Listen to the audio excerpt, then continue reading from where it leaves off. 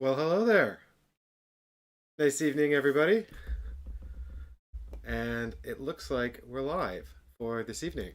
So I will just quickly say hello to Difter in chat, and then I will say for all of you who are expecting Bloodborne, I'm sorry, Chris got called away to work, so we've sort of got an impromptu second choice for this evening. And what's sort of interesting about this? Hey, Haggers. Hey, Difter. Hey, everyone. Thanks for joining me here on the stream.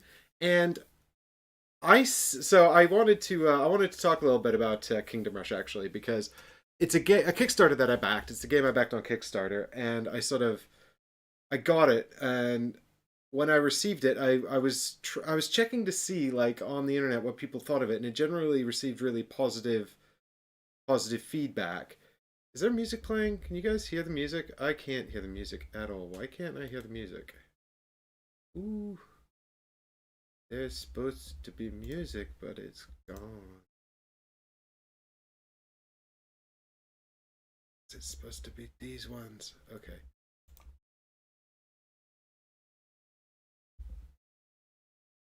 Uh-oh, I can't even run a stream. How's he gonna play a game? Hey, Rory! Thanks for joining in on the stream. So, what I wanted to talk about really on this game to an extent was like, is this game good?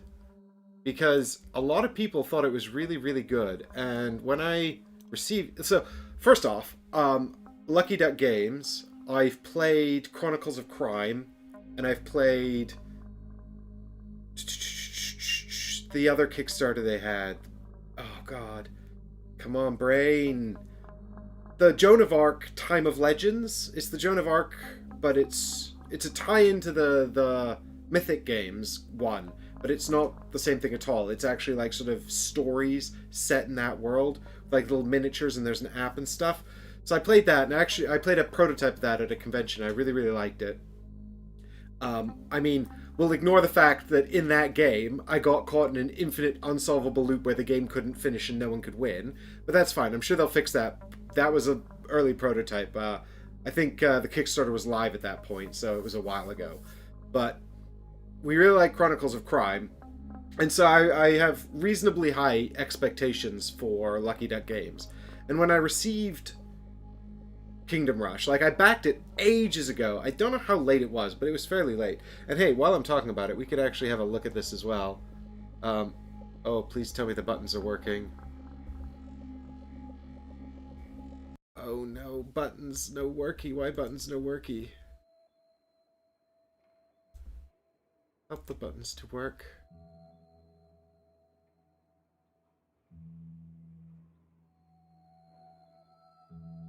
Oh, there is the game. One angle of the game, anyway. And here is the game again. So, for those of you who do know what Kingdom Rush is, and you've already seen videos of it, I'm not playing the first scenario. Like, every video online is the first scenario. I'm not doing it. But I've also played the first two scenarios a whole bunch of times. I've played this scenario a bunch of times, and I'm leading up to that. But the point is that I like Lucky Duck Games. I like what I've seen of them. I like Chronicles of Crime. And when I first received this and I started putting it together, like I backed the whole Kickstarter because I like tower defense. Generally, I like the video games. I hadn't seen a board game tower defense game that seemed so authentic to the tower defense experience as this one. It really looked like they were genuinely trying to recreate the tower defense sort of thing with this game in a way that because I've got like wave defense games. We've played Village Attacks on the channel and things like that. I was talking, who was I talking to? Maybe it was Chris actually the other day about what's the distinction between tower defense and wave defense. Why do I make that distinction? I don't really know. I think like for me, Village Attacks, because you don't build towers, you're just a hero running around trying to stop waves of enemies. You know, like wave defense is like something like I don't know. I'm thinking about when people trigger the alarm in GTFO. If you played that video game, like it's sort of like your people running around Like, I mean, you can set up turrets in GTFO, so I guess that's a terrible example. See, this is the problem, right? There's so much overlap, but generally one is focused more on the characters running around, while the other focuses more on the towers. And this one focuses a lot on the towers. Don't get me wrong. You still have a hero who runs around the board, but they don't... And they actually fight enemies and everything as well, so that's going on. And that's also why I backed Cloudspire originally. I liked the idea of a tower defense game, and I like the idea particularly of a tower defense game where your opponent was building towers as well, you know? Evening Kane, thanks for joining in. And so if you think it looks fancy, that's because I did get the all-in Kickstarter. So I've got these 3D towers that don't come with the game.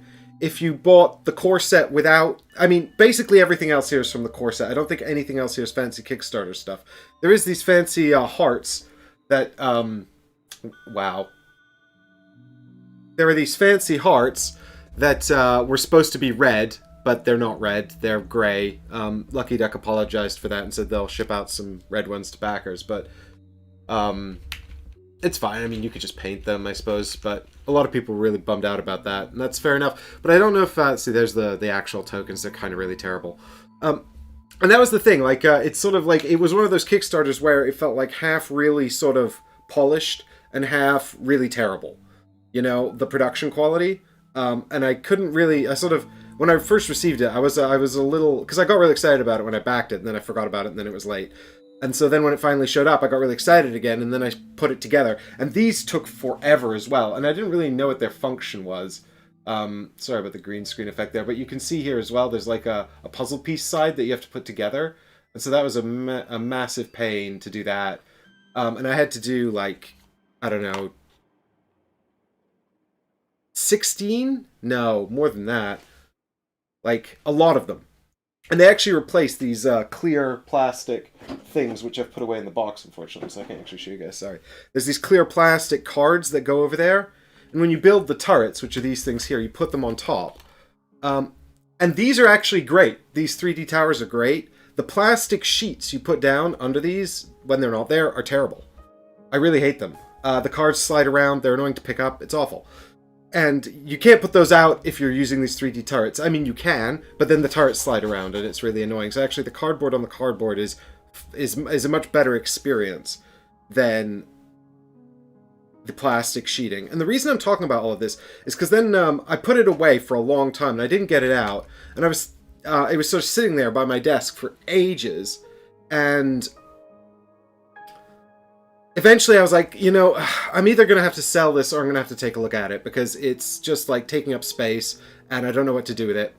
And so I set it up on my desk, the other desk I've got where I sort of keep games set up when typically when I'm figuring them out for a show. And I played through the first mission and I set it up and the setup was, I read the rule book took a bit of deciphering. It's not terrible, but it's not great. One thing that really kind of bugged me about the rule book is essentially, the way the game goes is this, right? Like, a round is enemies appear, except on the first round you skip it. Enemies appear, then you build towers, you move your hero around to do some attacks, and then any enemies that you've wiped out, and enemies are these... I'll show you an example, actually. During setup, you put out some enemies on the board already, and then during setup, you flip them over, which is something I haven't done yet. But you flip them over, and you put them into these trays, and then they're going to sit here, and they're going to come at you, these waves of enemies, right? And so, here's an example of a wave of enemies that are coming at me. He's got some goblins and some spiders. And then these you're going to set up these turrets, and none of these turrets will show up well on the green screen, unfortunately, because they're all on green backgrounds. But if I show you maybe this artillery, you can kind of see they've got arrows and little tokens, and they spit out these tokens in those directions. So you set them up on these things, and then they shoot out the tokens, and you take the tokens and cover up the enemies. Right? That's the objective of the game. It's essentially a polyomino thing. And the turrets themselves remain in your hand the whole time. And actually, in a given round, what you do is you put out all the turrets. When you play a turret, it immediately shoots out its ammunition. And then at the end of and you also play your hero card from somewhere onto your board, and that's how you know you've used your hero this round. Then your hero can run around and stand on people, and he has abilities, he or she or they have abilities too. And that's fine. Except, like, nowhere in the rulebook was it like... And then you pick up everything, right? This is the bit that threw me when I was learning the game. Then you pick everything back up at the end of the round, and the round is essentially that, playing things out to the positions on the board, and then picking them all back up. Then the enemies will either die or move around, and then you play your hand out again. And oh my god, the rulebook does a terrible job of explaining that this is essentially a hand of cards, these three things. It doesn't refer ever to you putting these in your hand when you buy them or whatever, until eventually it says, now put everything back into your hand. And you're like, what, I have a hand? And then that's the first time I sort of realized when I had to pick everything back up that actually the turrets, once they're on the board, don't live there forever. You have to pick them back up. So it doesn't do a great job of explaining that. But where I'm going with this is like, so then I played the first mission, and I played it on the recommended difficulty, which is 3 stars. There is, in fact, 5 difficulties. There's 1 star, 2 stars, 3 stars, heroic, and then Iron Challenge, which is heroic with an extra special requirement. And the idea is that you want to escalate these, but it recommends you start on 3 stars, which I guess is the middle. But I started the first one on 3 stars, and I just got wiped immediately. And it was so difficult. I was like, this is crazy hard. Like, this is so hard. And it can't just be me, right? And so I tried it again on the first difficulty and the second difficulty. And although it was easier, it still wasn't easy. But then I managed to do the first 2 scenarios on... Then when I managed to do the first scenario on like 2 stars, so then I tried the second scenario on 3 stars, and I did that like first try, which I was kind of like, huh, about that. And so then I started doing this scenario that you've just seen set up here, scenario 3. And then I realized I was playing it wrong, and I had the wrong cost for towers. So just when I thought it had started to get manageable, I realized I'd been giving myself a discount on buying towers the whole time. And I was like, oh god, okay, I've got to start over again. But right up until that realization, I thought I'd actually gotten really into it. I'd gone from like sort of disappointed with the sort of inconsistent production to like sort of just strangely obsessed with the puzzle. Like once I started to do well at it, I was like, oh my god, this is so compelling. And then when I realized that it was super duper hard, I went back and I tried the first 2 missions again, and they were so hard. Like, even on difficulties 2 and 3, they were really hard. And I was like, this is 10 scenarios in this box, plus I've got the expansions as well. Like, I'm never going to get to this stuff. So, I managed to do the first 2 scenarios on tier 3 with the correct rules. And then I got to this one. And one of the things I'd noticed was that, actually, when I did the first 2 scenarios, I met the criteria for winning on heroic. Like, basically, there's sort of the step up from heroic, from 3 stars to heroic is this. Like, when enemies hit your base here, so they're spawning from these 3 points around the board. In the very first mission, it's just a corridor like this, and actually there's just a spawn point here, and your base is here, and they're just walking this straight line towards you. But in this one, you've got 3 different spawn points, and they're going to be coming out of all 3 of these points to get to you. And this is a boss fight as well, actually, with this character, Lilith. Oh, come on, I spent a really long time just now trying to calibrate this green screen. Come on, buddy. You can do it. I know you can do it. She's a ghost. That's why it's like this. Definitely has her in focus. Well. There we go. There's Lilith. So she's some kind of like... I mean, the premise of this game, right, is that essentially it's... I didn't play the video game. You know, I don't play single-player video games, really, unless it's Resident Evil, and even then I play with Michael, you know, so... The point is that I didn't know anything about this game, but essentially, apparently, the world used to be all about tower defense and people fighting dark knights or whatever with towers, and then everything was resolved, and the good guys won, and then suddenly a portal opened in time, and some people came out of the portal in time, and there's evil time wizards, and now the time wizards are wanting to destroy the kingdom, so we have to stop the portals spewing forth enemies, right? And you got, on normal scenarios, you have these time portals, which are guarded by sort of special enemies that come at you, and you have to, like, destroy them. On this mission, the third mission, I've only played the 3. On the third mission, you've actually got to escort this hero to the third spawn point, and then when she gets there, you win, and she actually will join your team. I've got, there's 3 heroes in the game. I've set up Ignis here, who's this fire dude.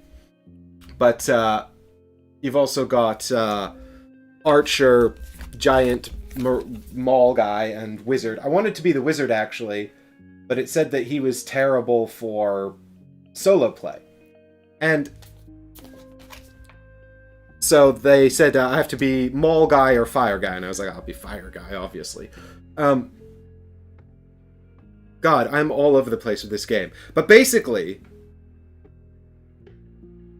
I set it up, and I couldn't put it away. It just sat there on my desk for such a long time. And I still can't decide if I even like it. But I find the puzzle really, really compelling. But it's so hard. It's like, it's so difficult.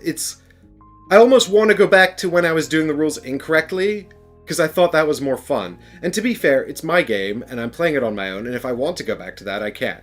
And I will. But it kind of bothers me that that's not the right way to play. And of course, I hate that term, because the right way to play is whatever's fun. You know, if you're not having fun, what's the point, right? But, you know, I do want to play, but I trust in the designers, right? Like, I trust the designers to show me the sort of the optimal, most enjoyable way to play. So I think this will probably just go. So I thought what I'd do for you, the other thing I was going to say was that yeah, I was talking about the difficulties, and when I beat the first 2 missions correctly with the correct cost for turrets, for towers, I actually wound up meeting the criteria for the heroic mode. So in the 3-star mode, you get 4 health points for your little house here. So we got 4 hearts.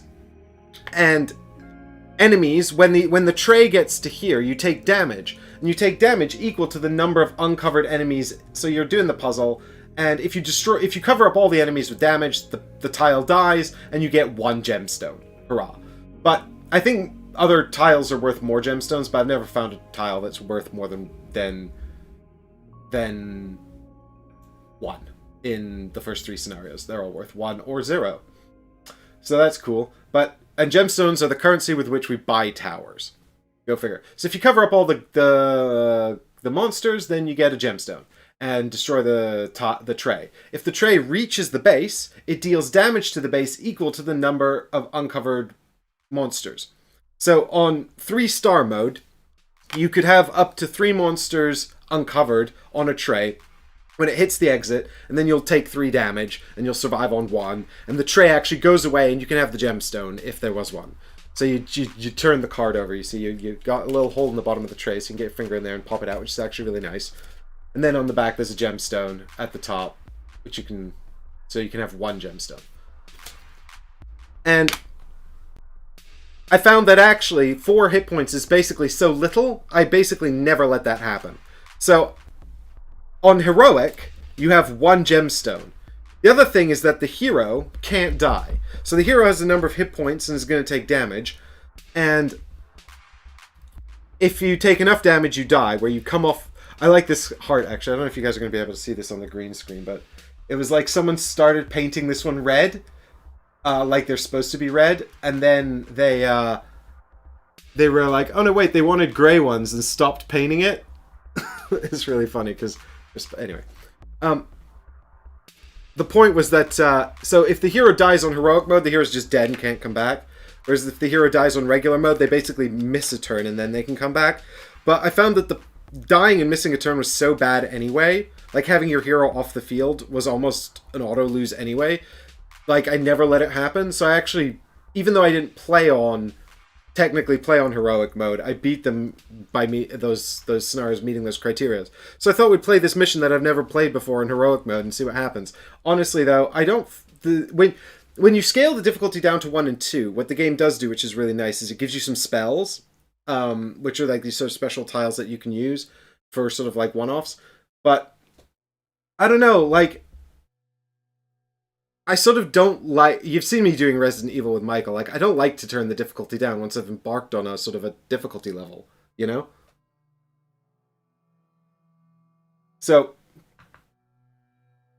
this is a boss battle, essentially, and what we're going to be doing is guiding this boss to the other side. And every turn, the boss is going to take one step forward, and if she ever walks onto a monster tray, I lose. Right? So the boss in this case is actually a sort of a hero from another time caught in the Time Wizard's time warp. And if we guide her to the third spawn point, the time warp problem is solved and she can come and exist in our time and help us fight the Time Wizards. So that's cool. But if she ever walks onto a monster tray, I guess the monsters eat her up, which is crazy because she's spewing off all this time energy that just so happens to like really hurt my hero and also destroy my towers. So that's great. But I find this, like, chances are we'll probably have like sort of 2 or 3 attempts at this. They'll last about 15 minutes each, and then I'll give up and turn the stream off. But let's give it a shot and see what happens, because it's kind of nice, and I got it all set up, and I wanted to show you guys this game because I haven't played this multiplayer, right? And I don't really play a lot of board games solo, except during a global pandemic, where I have been, and so. Like, you know, I'm a massively social gamer. Even when I play PC games, like I said, I play the multiplayer almost always. So it's really interesting to me that this puzzle grabbed me so sort of, like, got its teeth into me. Because I was all ready to give this game, like, a bad review.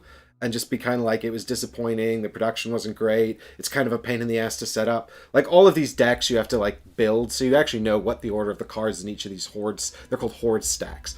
You know what the order of the card in each of the horde stacks is, although they are a bit randomized, so you sort of shuffle all of the cards that are this type and then put one on top, you know, that kind of thing.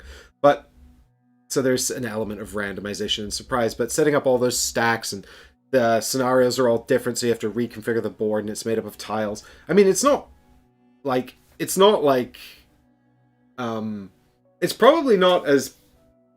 about as annoying as Cthulhu, Death May Die. That kind of level of irritating to set up. So not terrible, but it's not quick. And also, like, the scenarios are all different, and I don't know. Anyway, the point is, I'm just really surprised that I wanted to play it. And actually, when I was trying to think what I was going to stream this evening, I was thinking I'd go back to Journeys in Middle-earth, actually.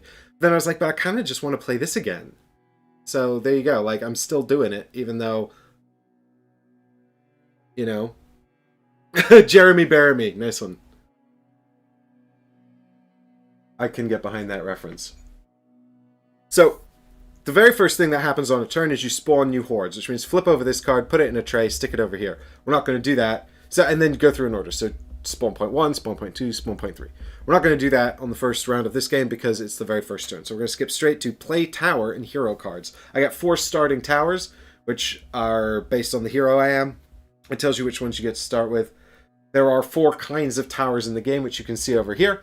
There are 4 tiers of towers. So these are the soldier towers on the far right. And they spit out little soldier men. So you can see up there he's going to spit out soldier men. And, or women, soldier people. They look like this. Come on.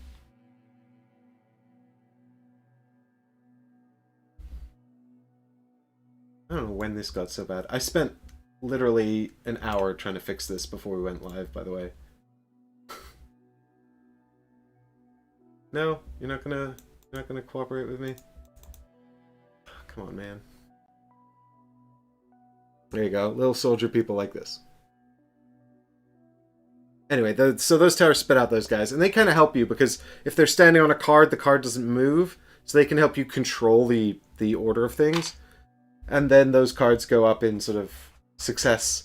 You've got these bombard towers which spit out bombard damage, and their whole thing is they can hit multiple cards at once, and so that's pretty good.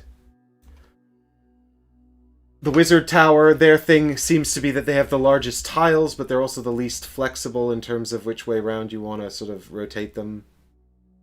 Now apparently we can see green and not blue. I don't know what's going on. And then the archer towers, their whole thing is that they don't have like the biggest tiles, but they're quite flexible, and the third tier of archer tower actually has a bit of range on it as well, which is quite good. And then the tier 4 towers are all kind of sort of a bit more special, so we'll look at those if I ever get to any of them.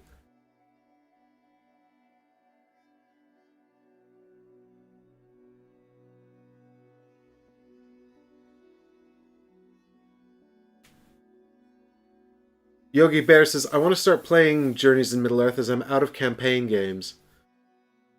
And Ralph, have a nice day at work, man. Kane, Ollie feels ya. Whenever I talk to Ollie and I see the webcam of his room, it's just like a 40k, piles and piles of grey 40k, and he's just sitting there with his little painting table trying to get through it all. Is it Chinese New Year tomorrow, Ralph? I thought it was Friday. Ooh. Well, if it is Chinese New Year's Eve, happy Chinese New Year's Eve, everybody. Now, I trust Ralph would actually probably know that, because he at least lives on that side of the world. I would actually quite enjoy painting this game because the miniatures seem fairly straightforward to paint. They're not like super sort of demanding, but I feel like because of the sort of style of the game, you'd probably get like quite a bit of enjoyment out of having them painted. But by the by, so now I've got 5 cards I can essentially play here. I've got my 4 towers. I start with level 2 on Wizard and Barrage, and level 1 on Militia and Archer, and then I've got my hero card, which I take over here and I put it down, and then my hero can do some stuff, and I'll talk about that in due course. And I never know which way to start. It's one of those games where it's kind of like you can be really cognitive and sort of really plan out everything, but it's really, really difficult. I probably don't want to put my hero on this tile, though, because she can do a bunch of... Well, actually, to be fair, she'll do the damage first. No, adjacent heroes also suffer damage, yeah. So I probably maybe want to go after that tile. There are some special enemies on this tile. The ones with the yellow border cannot be hurt by physical attacks, and the ones with the blue border cannot be hurt by magical attacks. So spiders be magic resistant, yo, and knights are physical damage resistance. So maybe we can go and do some damage to these people. I'm a melee class hero, so I have to go and stand on them to kill them. I've also got... So I'm playing the true... Oh yeah, I wanted to talk about this as well. I'm playing the true solo mode, which means I'm playing on my own, rather than like playing the part of 2 players. I don't know how this would play with multiple people. I haven't had a chance to do that. I don't think I would want to. I feel like, for me, the sort of closest... Like, weirdly... the kind of closest comparison in kinds of like sort of feel of the game to me for this, actually, it kind of feels a bit like Spirit Island. I know that kind of might seem like a weird comparison, but it kind of feels like Spirit Island just because there are these enemies that are constantly coming at you and the tension is ramping up. And, you know, in the same way your spirit's powers get more powerful and you can do more, as you upgrade these towers, the towers get more powerful and you can do more. So there's kind of this same feeling of escalation of tension throughout the course of the game, as these insurmountable waves of enemies come at you. So it's got that kind of feeling of tension to it, which personally I like. I love Spirit Island. I'm a big fan of it. But I feel like I'd be more inclined to play Spirit Island 2-player because I feel like that game lends itself better to sort of sharing the cognitive load, whereas I think this one, to an extent, a lot of the interesting decisions sort of lie in, like, what tile are we targeting? You know, what can we sort of do? Like, everyone's going to have, like, you know, in a 2-player game, you start with 3 towers each and you've got a hero. But everyone's got a color as well. Like in the solo mode, you can see there are 3 colors here that correspond to the territories where I can build towers. But that's something I actually have to do. The very first thing I'm supposed to do is to pick which 2 sets. So the way that the towers and the colors work is I pick one tile to exile, and then I can't build on those towers, so they might as well just all like go away, right? And I can only build on the remaining ones. And then next turn, I have to take the green one back. And you don't have to pick up the towers. I'm just doing it for demonstrative purposes on camera. So I take the green one back and I have to get rid of one of the other 2. And so I have to decide which 2 territories I want to use. In a multiplayer game, each player has 1 color assigned to them. And the positions of the colors will change. So in a 2-player game, you would only have 2 colors out. Although there's also a universal spot that anyone can use. But the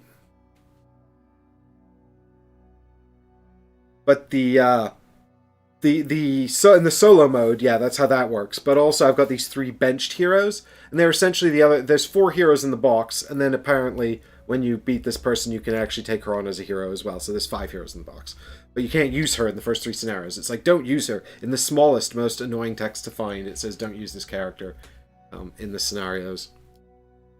So I didn't actually realize you weren't allowed to use her until after I'd played the first one a few times, and it said don't use Lilith in tiny little text in the scenario setup. I was like, oh.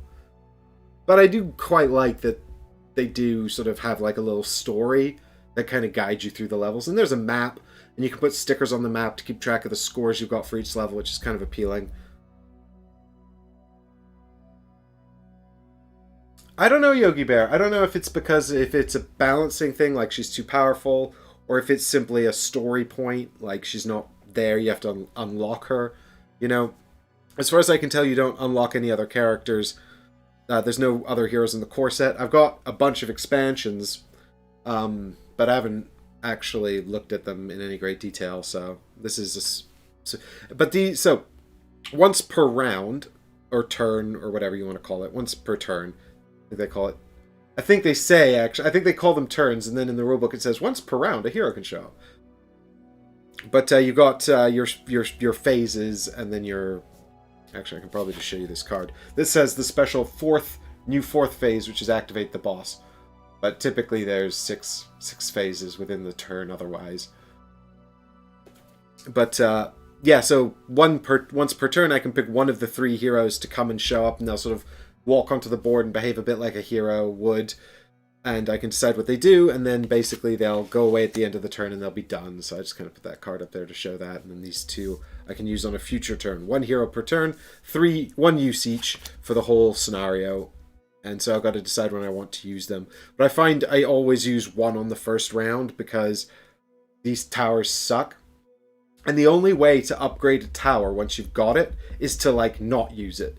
So if you put it out on the board, you'll collect it at the end of the round, and it'll just be the same there, tower in your hand. So if you want to upgrade it, you have to put it, like, face down over here, and then at the end of the round, you can take it and you can upgrade it to the next level. So it's like you upgrade it instead of using it, and that's tricky to manage as well. So with that in mind, I'll probably use one of these people to run out here and take out this tile, because Lilith, it doesn't matter if Lilith hurts them, because they're not here, they're going to go away anyway. Kane, the RSP coaster. Are you people interested in RSP coasters? I haven't actually ever done them. You can have a mug if you after 6 months of Patreon support at the is it the $10 up level, or do you need to do the $14 level? I can't remember. But the mugs are available on the Patreon. The coasters are not, but I could make them available if people are interested in RSP coasters. Mostly we just got them because it's easier to see on the overhead camera. Oh, thanks, Haggers. That's awesome. Awesome of you to say. So yeah, so let's see what's going on here. I'll probably... So we've got this guy, he's physical damage. We've got Magnus, he's range damage. He quite likes to sit on the build sites and fire cannonballs. I'll probably pass on the yellow one for the first round, because I think that's probably the least useful right now. And so you guys can sort of get an idea of how this actually looks as well without the turrets on it. There we go. So these are my available build sites this round. And then I think we'll probably activate this guy, because he's physical damage, so he's going to do a real good job of smushing these spiders. And he's got 2 points of movement, I think, so he's actually a bit slow. So everyone's got little boots under their hit points, and that's how far they can move. So you spend 1 to move onto the path. Your first movement, if you're not on the board, has to be 1 onto the path, and then he can move 2 up to here and smush these spiders. Now, a hero's facing can be important, because some heroes have ranged attacks, so you actually have to be paying attention to where you face the models. This guy's got a melee attack, which you can tell because it's got a fist there. And then it just says, put out this tile on the board. And for each blank space that the tile covers, you can put a little tiny one on any adjacent boards. And it's worth noting that whenever the game in this refers to adjacency, it refers to orthogonal and diagonal. So that's a bit unusual.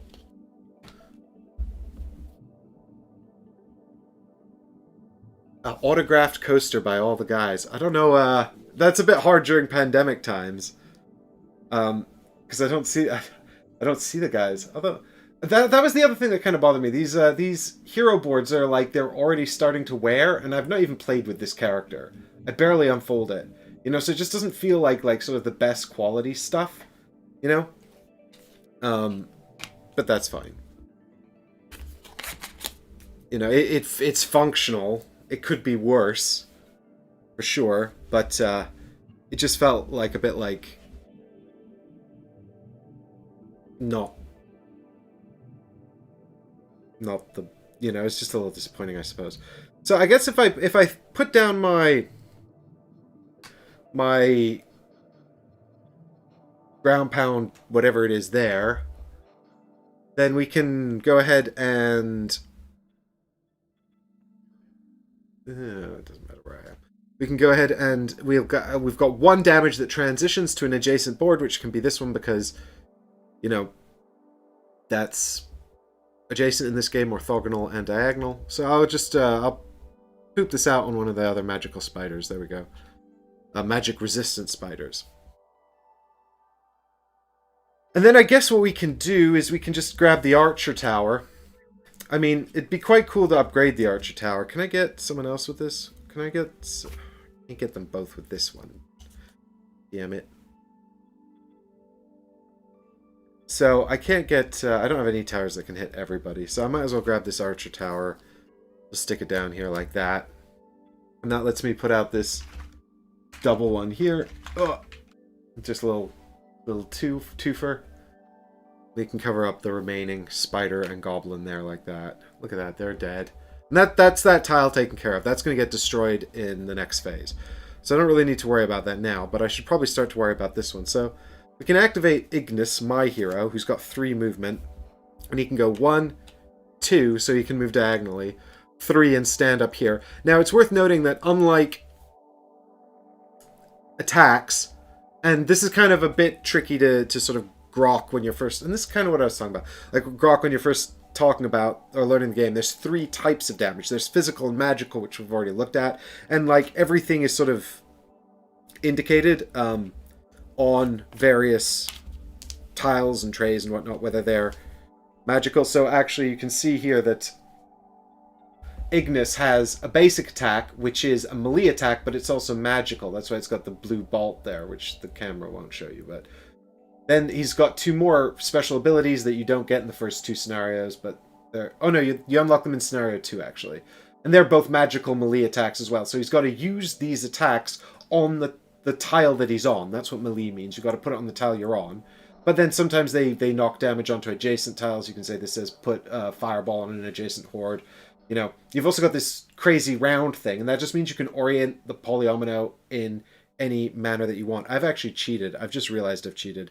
I'll fix it in a minute. I'll show you how I did that. But this is quite a cognitive game. It's surprisingly cognitive given the graphical style and everything. Like, it really feels kind of like a sort of a really like heavy puzzle.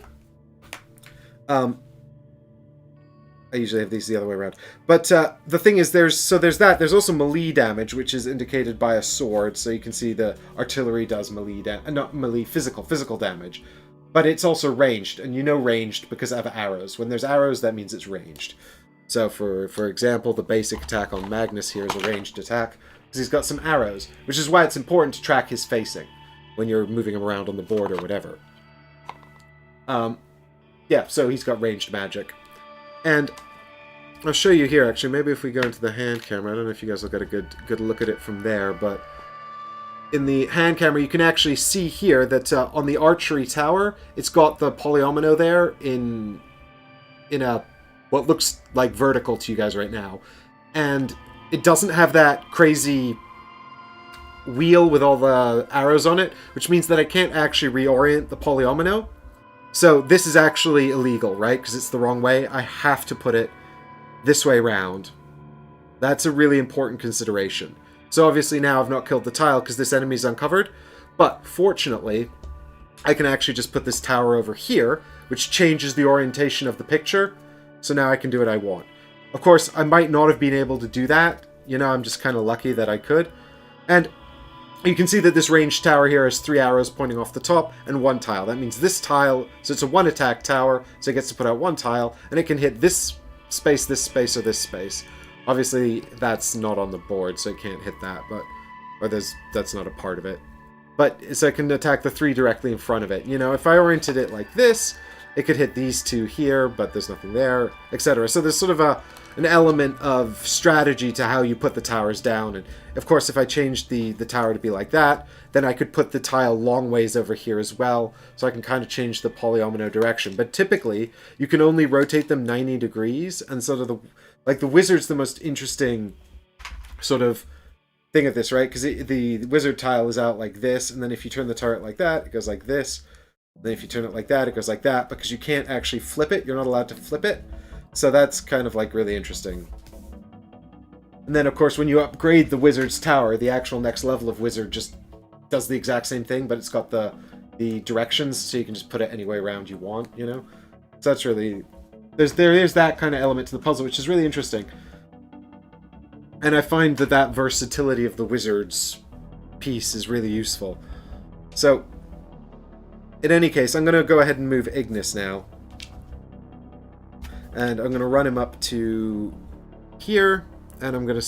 So this is why I started explaining damage types, because you can see here that heroes can stand on enemies. Interestingly, if it was Magnus, he'd then have to use his ranged attack on a different horde, because Magnus can't use a ranged attack on the tile he's on, whereas a melee attack must be used on the horde tile that you're on. So he's going to stand up here, Ignis is going to stand up here, and knock out all of these guys, and he can do that because the damage caused by a hero's base, their sort of melee attack, is true damage, the 3rd damage type. Not physical, not magical, but both, and bypasses people who are immune to either. So he can go and knock out all of these people. But now he's going to do one of his attacks. So Malik, is his name Malik? This guy. I had to use his basic attack because he's a benched hero. So that's a special solo mode thing. He gets to do his basic attack. Ignis has these 3 attacks down here on his board. So I can do his basic attack. I can also do this Flaming Frenzy attack or the Fire and Brimstone attack. But when I use these, I have to flip them over. And then I have to do a recover action to get them back. That's also how I get my hit points back. And how I'm going to avoid dying. And dying is bad. And because we're on Heroic, if I die, the game, he can't come back, which is devastating. So... Oh, what I could do, actually, is put out my special ability and hit that with it. Was this guy magic resistant, though? Yeah, so I can't hit that spider, because all of my attacks are magical, so I need the arrows there anyway. So, I'll probably actually just flip over Fire and Brimstone, which says here that if I got this 4 damage tile, but if I only cover 3 enemies with it, I can actually do 2 damage to an adjacent horde. So it's like the fire shoots off and hits them. And that little plus sign means they both need to be put on the same horde. It doesn't mean the 2 tiles need to be adjacent to one another. It just means that both of these 2 damage tiles need to be put on the same horde tile. That's all. But what I will do, I think, because that one's already taken care of, it's dead, I'll probably just cover up these 3 guys here, kill that magical guy there as well. And maybe we can use one of these other towers to finish off these remaining 3. If we go ahead and put our artillery down... No, that doesn't help. Rats. No, I don't think I am going to be able to finish them off, actually. Is there a way I could set this up so I could do that? No. I don't think it's possible to do it like I want to. This tile is annoying. So the problem is, at the end of the round, the horde tile is going to move, and I'm just going to be left behind, and then I have to go stand on it again if I want to kill them. So I really want to try and wipe this out if I can. But The problem is that I can't... These people are all too far apart, and I can't cover them all up. And this is where it would have been good to plan better, like smarter. This is the puzzle I'm talking about. Now imagine there's 8 tiles. 7. If there was 8 on this board, I'd have lost. Hey Eloise, thanks for joining in. Yeah, I've basically just been talking about this game, and I'm only just now getting to the first moves. So I don't know if that was super boring for everyone, but I hope it's given you some insight into how this game works and the sort of the puzzle we're trying to complete here. The thing is, once you've got all the trays out, and they carry damage over between rounds as well, so it's really hard to like sort of go back and be like, oh wait, I'm going to undo that and rethink this because it didn't play out the way I thought it would. So, like, maybe I should have... the yellow turrets wouldn't have helped any. The archer turret would really help me. No, it wouldn't. No. Oh, do you know what I can do, actually, though? I can use the militia. So if I use the... Oh, wait, the hero stops the thing from moving anyway. I forgot. So, that's... It's not going to move out from under me. That's a lie that I made up. If there's a hero standing on it, it won't move unless it has a speed character. We'll talk about special characteristics later, but there's all kinds of special enemies with special abilities, and one of them is speed, which means it can run away from you. But actually, there's no speed ones here, so that's fine. It's just going to hurt me, which is okay, you know? I've been hurt before. So maybe I just upgrade all my turrets if I can't do anything else useful with them. So, damage, as you've seen me putting out here, persists between rounds. You can sort of build up the damage and then complete the puzzle later on.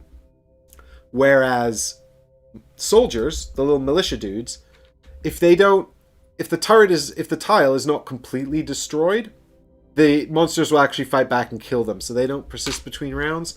So they're only but their use is that they stop the thing from moving, right? So there's kind of this strategic element to that. But they're best used when they finish off the whole thing. So, but unfortunately, the question is, like, for example, do I use the artillery to put one more extra damage out here so it's easier to kill this one next turn? So I can stick this guy down here like that, you know? And that'll persist because it's regular damage. Oh, that's the wrong way around again. Shit. There we go. So that's pretty cool, right? But then if I don't do that with the artillery, I can upgrade it to the next level. I can get the howitzer, which is awesome. Plus also, she might destroy my archery turret, which would suck. Ugh. But it's okay. It's only level 1. But then buying the turrets is really kind of a pain. Like, I don't really want to be next to her if I can help it. Actually, do you know what? Maybe if I don't place that, I could place this one up here, and then she can't destroy it. That's big brain plays. Not as smooth as we thought. That means I can't put this damage out. That's fine. Do you know what? I think I'll leave it here. And because my character's there, that's not going to move, which is good. And then we'll just take these 3 and upgrade them all. Cool. Brilliant. All done.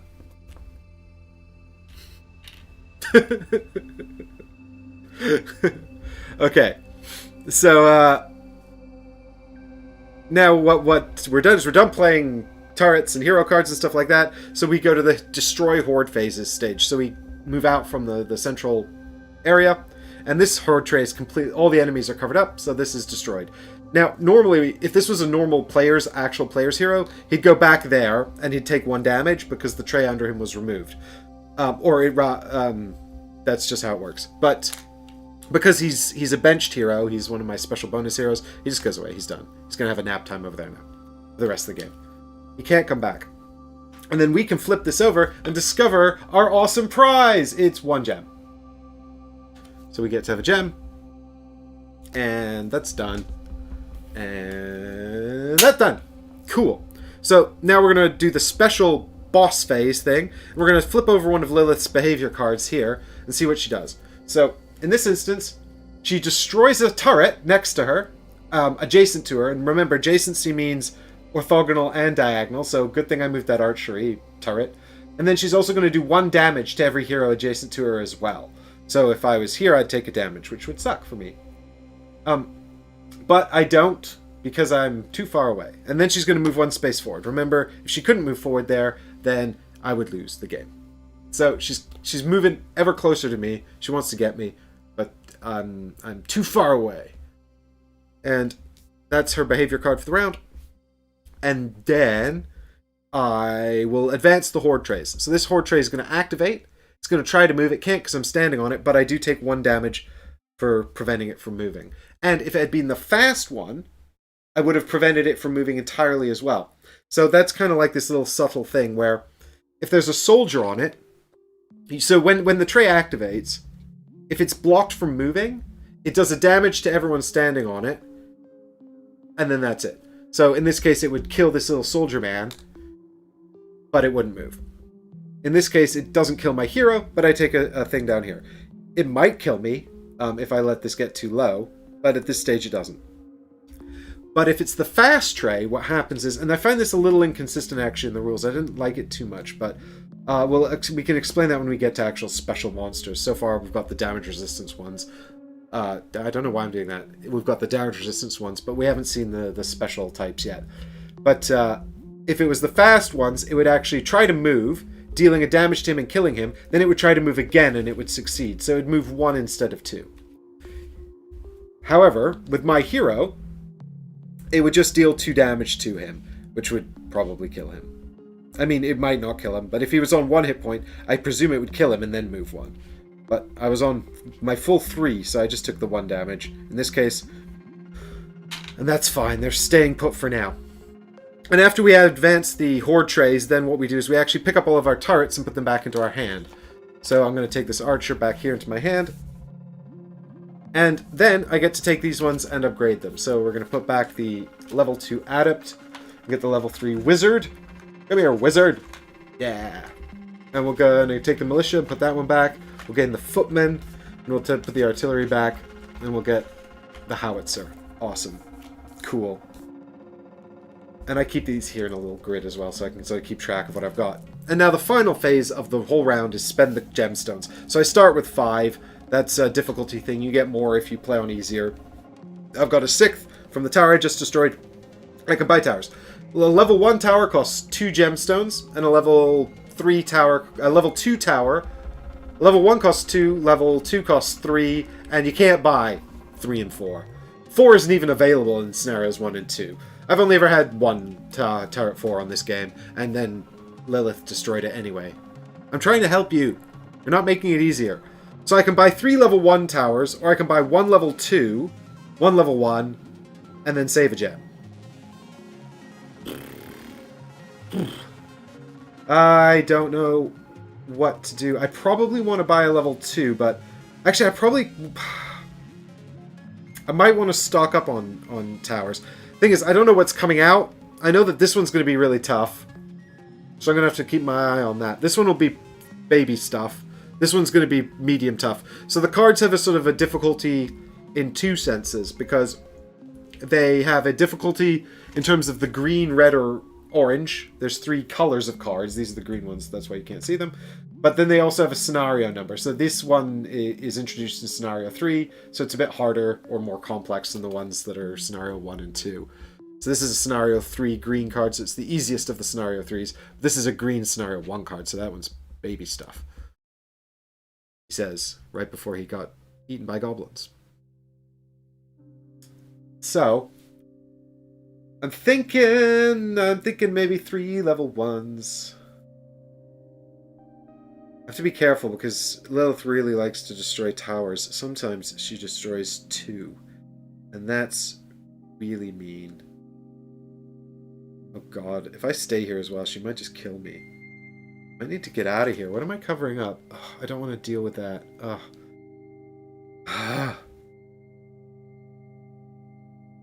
Woof. I'm just buying time until I can get my turrets more upgraded. Let's buy a level 2 turret. Let's buy a level 2. I could buy 2 level 2 turrets, actually. Yeah, let's do that.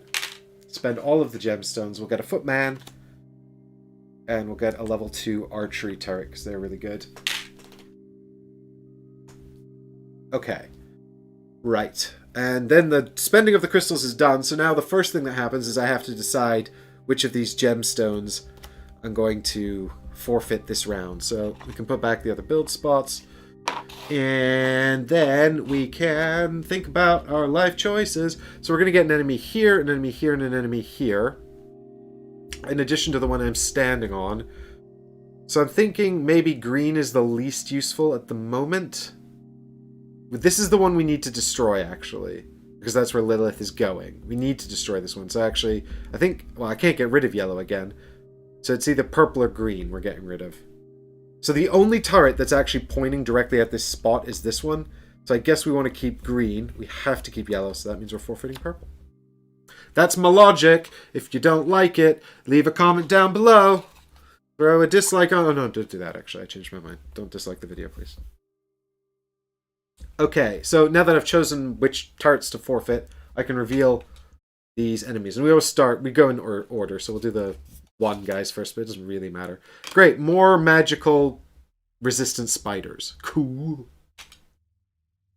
The goblin tile says... so there's a fast guy. So if we don't cover him up, this will move 2. But the minute we cover him up, provided it's not with a militia, but with damage, he's dead, and then it doesn't have speed anymore. And up here... Okay, here's a new enemy type as well. So these are the shaman healers. And they're introduced in this scenario, Deep Joy. And basically, if you don't cover them all up, they'll heal all of the damage on the tile at the end of the phase, after the tile activates. So you want to cover all of them up. Like, get out of here, you jerks. Okay. So, now that that's over, it's back to... Oh! You're supposed to remove this when you pick up all your towers off the board. That's a thing to remember, because that's how you remember that you've done your hero or not. Okay. I really don't like standing there, because I'm going to take another damage, and then if she moves in here, I literally die. However...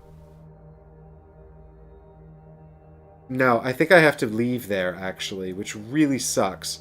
Because I'm going to have to deal with all of that. But I can't stay there because I run the risk of dying, which is the worst. I quite want to kill that tile, because it will get me another gem. And I'm then on my way to more turrets. But I have to destroy this one.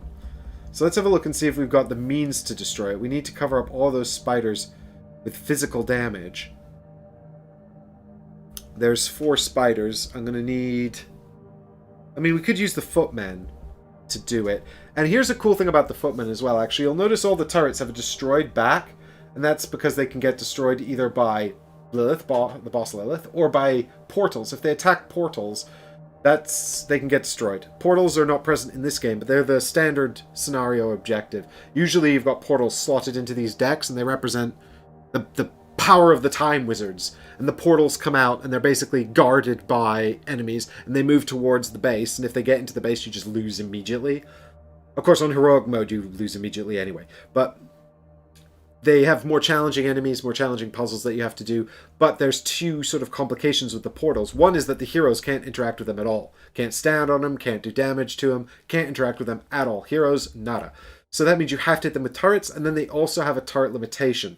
So you can only hit them with turrets of a certain level. And the turrets all have their level on them. So you can see this is a level 3 wizard turret, which we know from the little level 3 thing in the bottom right. And so there'll be that symbol will exist in the center of the portal cards, and you can only attack them with turrets of that caliber. And then the minute the turrets hit the portals, they become destroyed. So you just have to have like enough turrets to destroy those, or else you're in trouble. But the footmen don't have the destroyed symbol on the back. In fact, they have this build symbol instead. And that's to remind you of some special rule that I'm going to explain in a minute. But they can also attack portals, and if they do, they are destroyed. So that doesn't actually mean that they're impervious to being destroyed by portals. They work the exact same way as turrets when they're, or towers, regular towers when they're attacking portals. What that build symbol means is actually if you put out a footman, you can build a turret on top of them. So essentially you can put 2 turrets towers in the same position as long as one of them is footmen. And it doesn't actually matter which one you play first either. They can go in either order. Otherwise, it's, you know, and I didn't say this, but probably quite apparent from my plays in the first round, one turret per, or one tower per site. Yeah, I can't decide what's harder, this boss mode or the regular portal mode. I think I like the boss mode a bit better. I know it's an escort mission, but it feels a bit more fun than the portal thing. I mean, the portal thing is fine. Like, I don't have any major complaints about it. I've done it enough.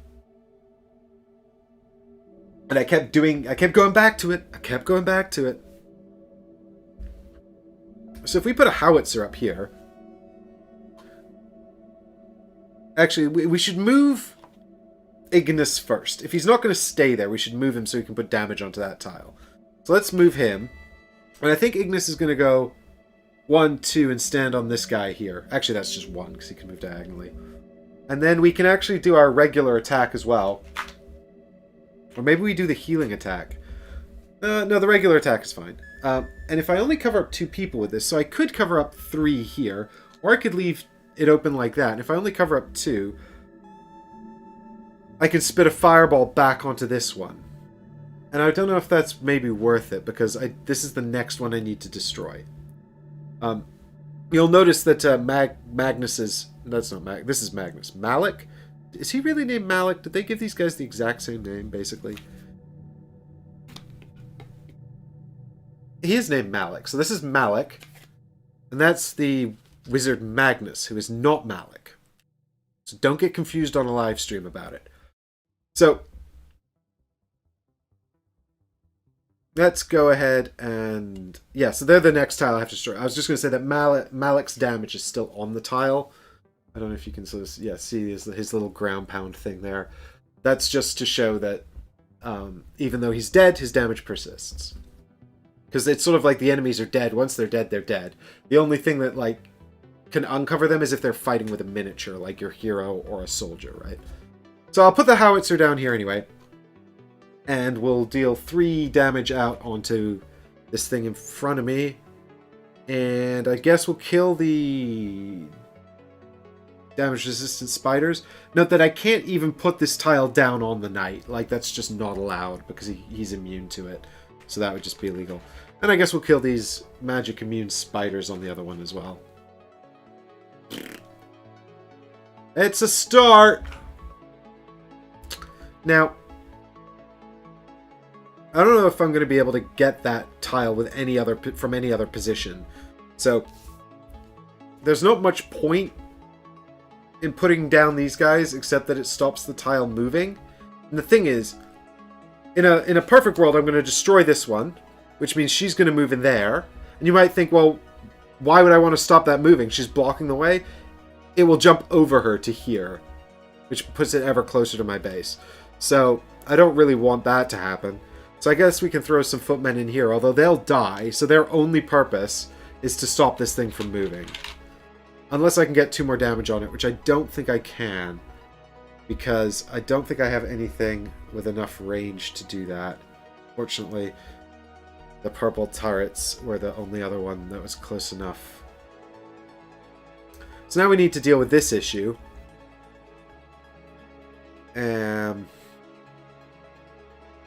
I've only actually got 2 turrets to do this with. Actually, I don't think I can do this.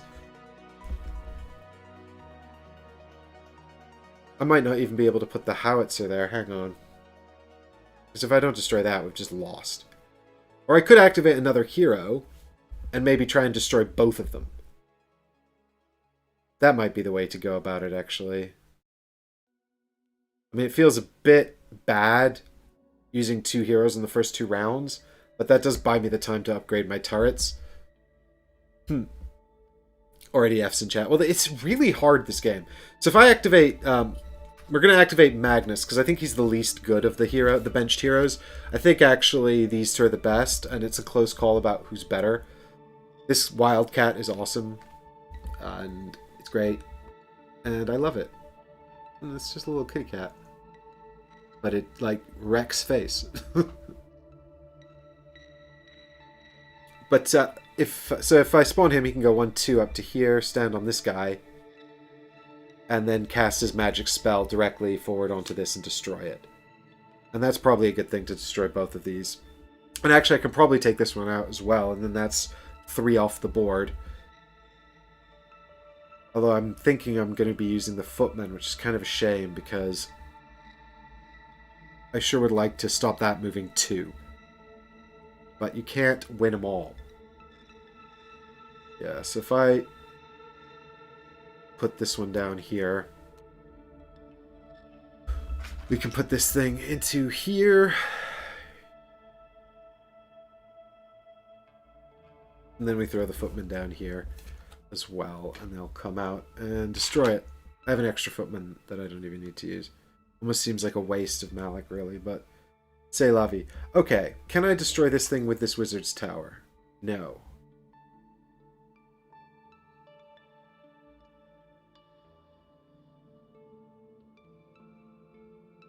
There's gotta be a more efficient way to do this puzzle, damn it. Oh, if I could do it like this. If I had that turret... Oh, I picked the wrong thing to get rid of, guys. I really did. So I can either use both of these towers to take those guys out, or I can just leave them there. This guy's going to spawn and jump over them. This guy's going to be 2 there. No, I need to kill these guys. It's going to be a massive pain in the ass otherwise. I don't think I can.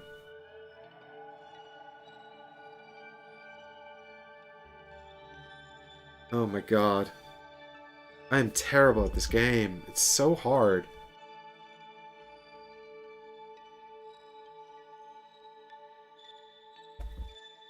If it wasn't for this stupid magic resistant spider, I could wipe this one out with the wizard's tower. It would be all... Oh wait, the wizard's tower's got rotate on it. I forgot.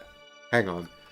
I didn't forget. I mean, it's hard, guys. It's hard. Listen to the calming music. Alright, if I put this down here then, can I actually get these guys by rotating this however I want? Yes, I can, because it's the wizard's tower. Oh, it's level 3. Oh, but if I didn't use it, I could get the level 4 tower. But I have to use it. Okay, that's cool. We'll upgrade the archers. Done. Nailed it. Yeah, there was never any doubt. There's never any doubt. It was always going to go so well. Without a doubt. I don't want to see any more of those Fs in chat. No more Fs. My coffee's cold. Look. This one's destroyed. So it comes off the board. Malik goes and has his little nap time. Leave that there, actually. And we get 1 gem! 1 gem! That's it, just 1 gem! It's not enough gems. Given how expensive towers are. Okay. And then this is destroyed by... Take that back. I don't need it anymore, Malik. I've moved beyond you. 1 gem. I should get... They're level 3... Level 2. Level 3 wolves. I should get more gems than 1 for that. I bet the actual things that give you 2 gems are like rock solid impossible. Not that this isn't already hard enough. So then this one's also destroyed. So I just remove it and I put my little hero down here. He can face wherever he wants. He takes damage. Up. That goes back. That goes back. We get 1 more gemstone. Which is good, actually, because now we have enough for another level 2 tower if we want it. Or we could save up and get a level 1 tower, but that's good, because towers are important. So we've destroyed the towers. Lilith is going to activate. She's probably going to destroy one of my towers. Please don't, Lilith. Please do the thing where you just attack the heroes. Oh, no! 2 towers! Oh, that's game over, man. That's just game over right there. I have to lose 2 towers. What have I got?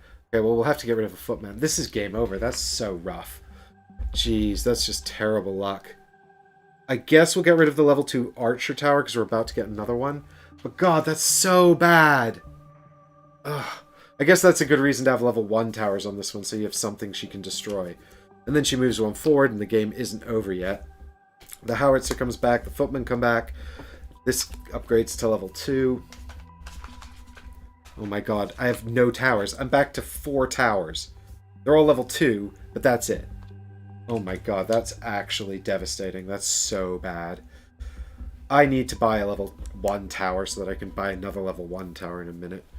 I should have bought 3 level 1s, actually, and then I would have had a bit more for her to destroy. I'm going to buy a level 1 militia, I think.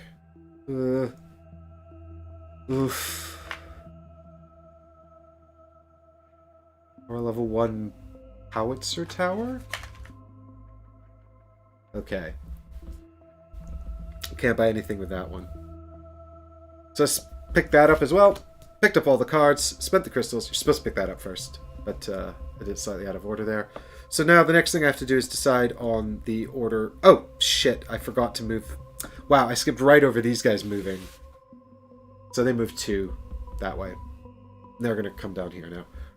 Alright, cool. That should have happened before I picked up all the cards and everything, but it's fine. And then it's back to picking which one of these things we want to have. You guys! This isn't... I'm not even that far in. Like, it's not going that well. Just having a quick coffee refresh. Is the coffee getting to you? This is the only way I survive, Kane. Without coffee, I'd literally be dead. I literally keep a vial of coffee here on stream with me basically the whole time. Because I'm a complete caffeine addict. It's the only way. Turn to F, yeah.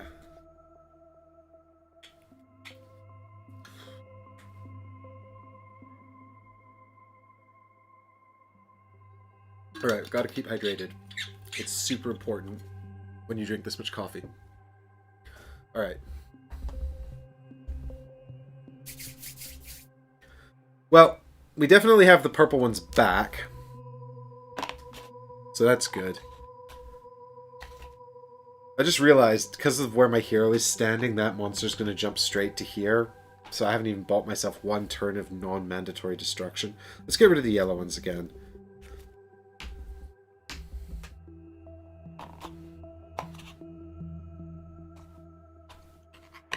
Okie dokie.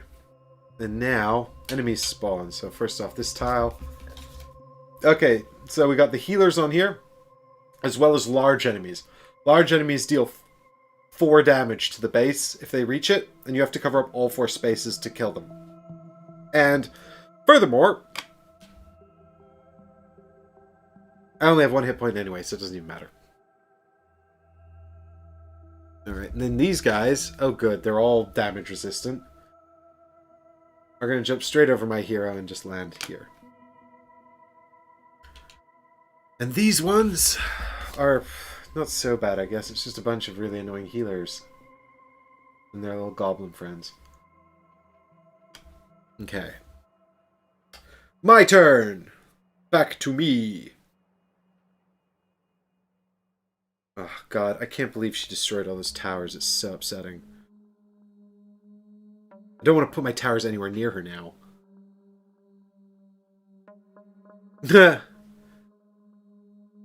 I'm literally restoring hit points with this mug. And good night, Haggers. Thanks for hanging out. And don't worry, we'll catch up. We'll catch up on the stream tomorrow. You can come and watch me lose this scenario.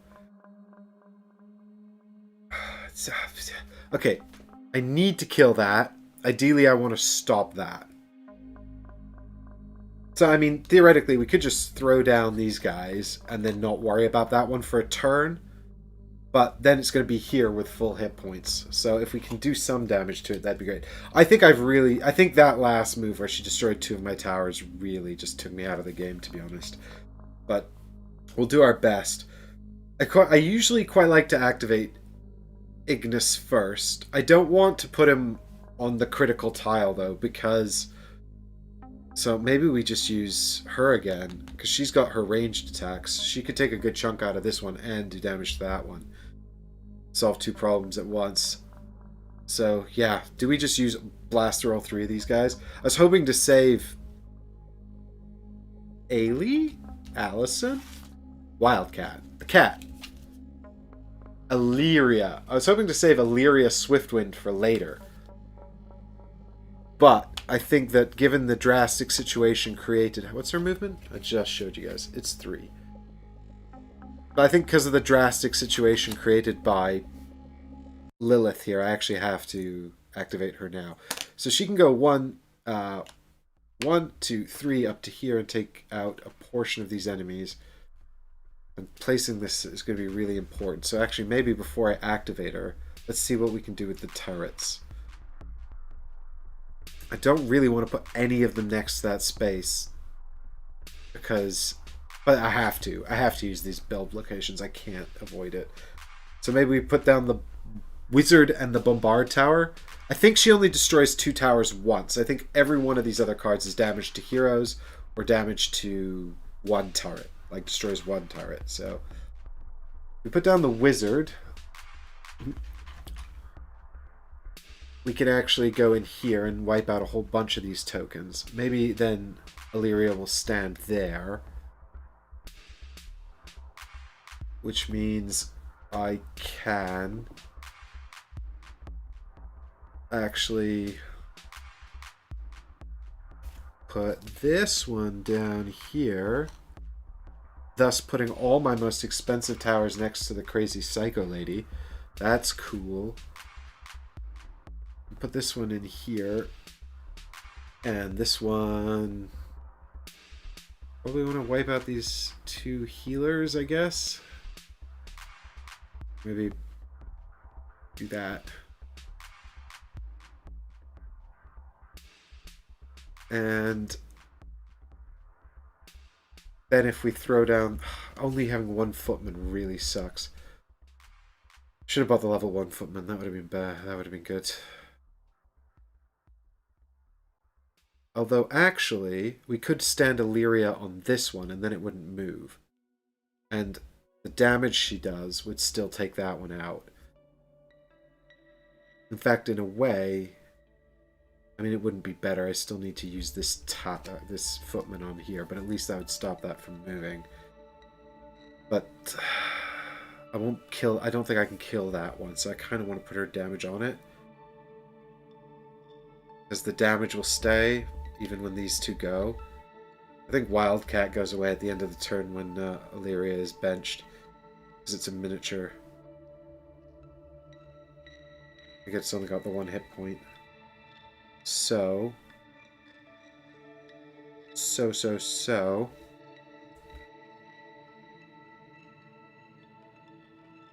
Oh, but the Wildcat... Does the Wildcat stop movement? I don't know. I can't remember. Engage a horde. If the Wildcat is on a tray that is destroyed, it does not suffer damage, remains on that location. If it does take damage in any other way, it must be returned to the player's board. It does not regenerate. But it doesn't say whether or not the Wildcat stops things from moving. Damn it. I've played so much of this. How do I not know this? Maybe this is why it's hard. I haven't been using the Wildcat properly. That's got to be the whole reason, right? Dear Lucky Duck Games, does a horde that's being engaged not move? See, it doesn't say that. What it says is, a horde tray with soldiers or heroes on it does not move. Illyria has a Wildcat miniature which works as an additional hero. There we go. Answered my question. That's cool. Solved my problem. Hey, Jonathan, are you come to check out the solo enjoyment of the thing? Okay, so let's do Illyria then. And she'll go 1, 2, 3 up to here. She'll stand there. We'll face her this way so that she can use her ranged attack here and here or here and here. And then she also spawns her cat. And we'll do the ranged attack into here. I'm going to take out these stupid wizards things, the healers, which I hate. The cat will run over here like this. It's going to stop them from moving, which is fantastic. And it's going to shut down the healing for the round, which is also great. Then we can play the footman into here, which is going to cover up the last 2 spots. So we've at least dealt with the 1 tray that we have to deal with. And then I'll activate Ignis, and he's going to run into here. And I'm going to just try to shut down this fire stuff. So I've got Flaming Frenzy here, which lets me put out the L piece, and it says, if you cover exactly 3 enemies, choose 1 hero to heal heart. I think this heals all hearts, actually. I think I looked that up before, but I can't remember. Let me just double check again. Nope, 1 heart. It's not even... God, he's not that good, this guy. I should change hero. Alright, so I'm going to throw this out here, like that. And then I'm going to gain 1 heart back, because I covered up 3 things. Alright, let's see if we can finish off this tile that I'm on. Or maybe I should try and get some damage onto these guys. I don't think I can finish either tile, to be quite honest. So, throw this down here maybe. Put a little bit more damage on these guys.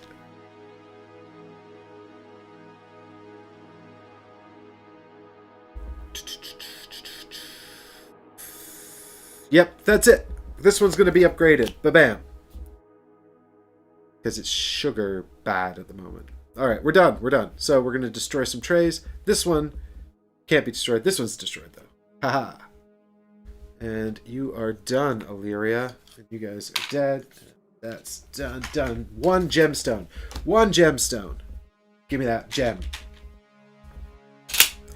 Nothing else is destroyed because I fail at life. Alright. So then Lilith is going to activate. She's going to activate and she's going to do 2 damage to adjacent heroes. This is what I wanted last time, Lilith. Last time. You did it the wrong ass way around. So, there's no heroes adjacent. Actually, the cat counts as a hero, doesn't it? Counts as an additional hero. I literally just said that. Didn't I literally just read that this kills the cat as well? I was like, it can take damage from other sources? Oh god, I think I've messed this up. Oh my god. I think I've really messed this up. The Illyria is a wildcat that acts as an additional miniature hero. That acts as an additional hero. It does... If the wildcat is on a tray that's destroyed, it does not suffer damage. If it takes damage in any other way, it is knocked out and must be returned to the player's board. Well, I think she just killed my cat, which has ruined my life. So, I'll explain why in a minute. Now that she's done that, she's going to advance 1 up here. And that's her turn. So now we're going to advance horde trays. So this tray activates. Because there's an uncovered healer, it's going to heal all of the damage on it. Which ruins my life. I don't think I can win now. That's that done. And then they're going to... Oh. Advance 1 up to here. And I need to destroy that tray or it's game over, baby. And this one's not going to advance. I'm just going to take a damage onto Ignis. And then this one's going to advance up to here. And now pick up my tower cards. It's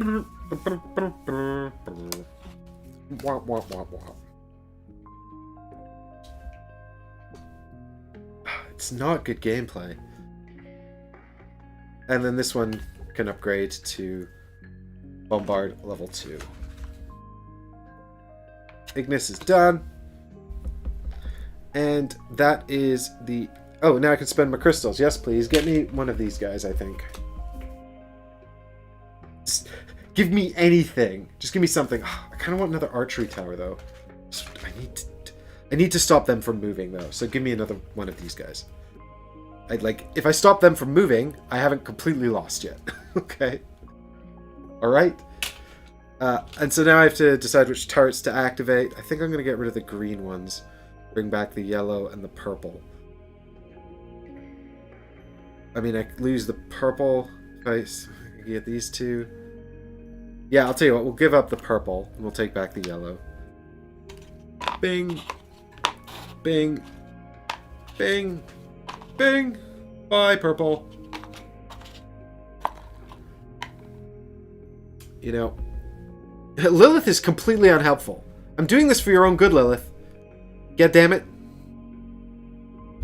And now we spawn some more monsters in. Fortunately, these ones are generally... Well, I mean, they're okay, I guess. It's not great, but it could be worse. Could be so much worse. A bunch of speedy people. This one's going to be bad, though. I just know this one's going to be bad. Oh, it's the worst.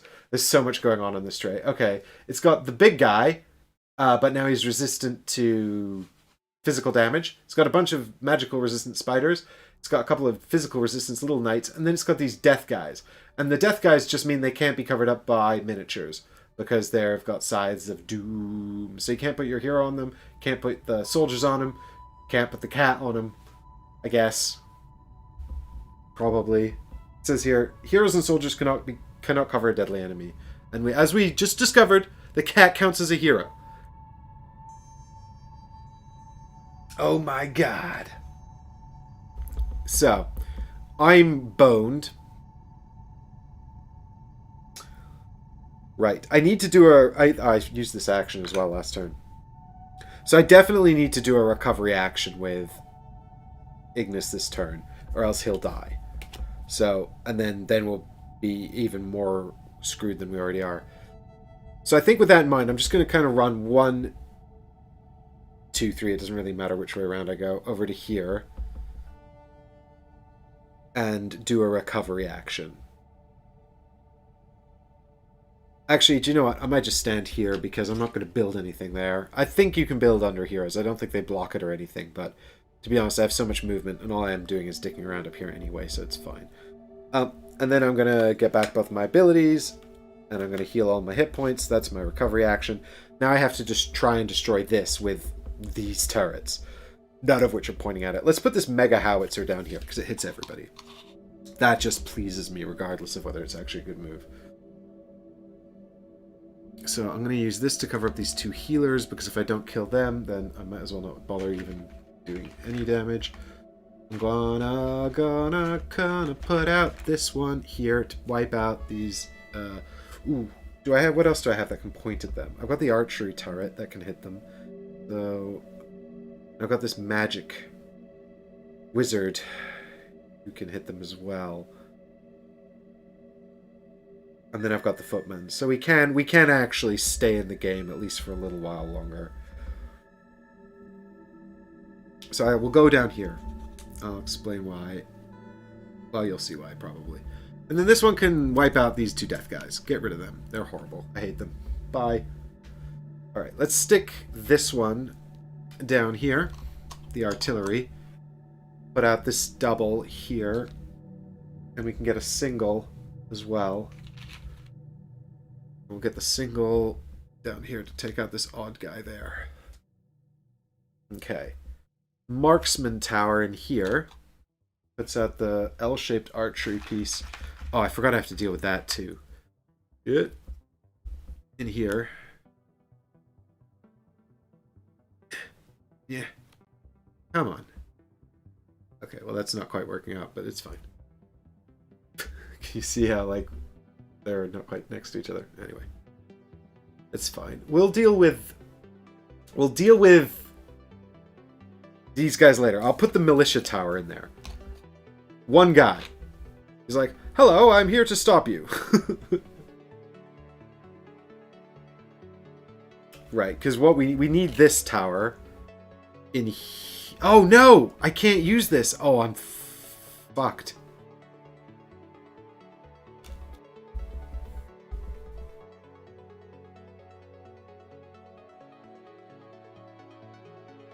Yeah, I forgot that the footman... I need the next level up of footman that has the diagonal on it. Yeah, shit. I think that's game over.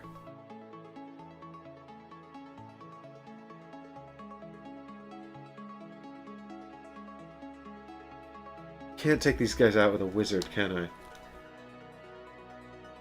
I put the wizard in instead. No, that's too much. Too much. Alright, let's backtrack a little bit here over the last few moves. See if we can actually survive this. I don't think we can, but I'm gonna give it a shot because y'all are cool coming to hang out with me and I want to try my very best. See, I really want that howitzer down there, but I don't think... See, now this is the problem. I can't remember which of these 2 I had left over from last round.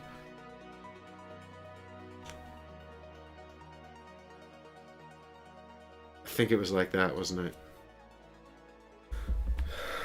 Because I'm pretty sure I covered up the healer. Alright. Big brain time. Mighty brain time. Okay, so I need to use this here to do this big one here. I guess like that. Shit. Oh god, it's so painful. See, I don't think that there's actually a way for me to do it no matter what.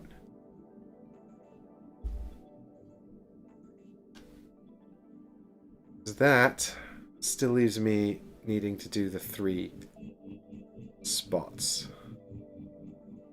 Yeah, I don't think it's possible. I think I really blew it with the placement of that one last turn. The placement of the thing last turn. Sugar. I think I've blown it on this tile. Oh, I don't think it can be resolved. Because the militia can't be used, and I forgot about that. I can't point anything at it directly. Oh, purple was the wrong choice. Why didn't you say anything, people? The problem is you have to choose before you reveal the other tiles. So it's like I've now already seen what's spawned on the board, so I can't really legitimately go back and just be like, I don't want to do purple anymore. I changed my mind. But I don't want to do purple anymore. I changed my mind. Oh, man. All right, well.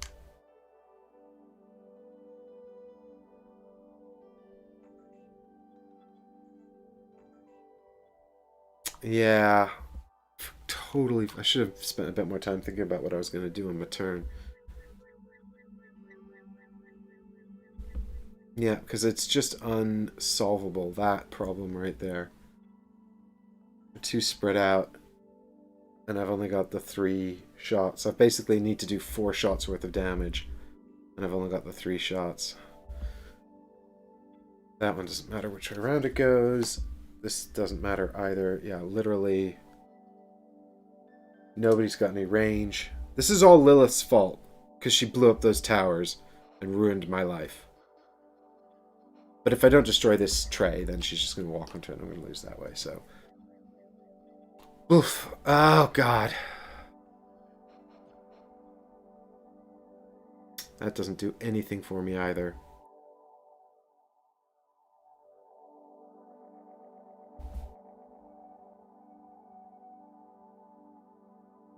I don't want to admit it's over, but it's over. Just like that. So quick. It's over so quick. Funny thing as well, when you win, it's also over really quick. It's just like, oh, well, congratulations, you did it. God. God, what a stupid oversight. I guess that's why I keep losing at this game.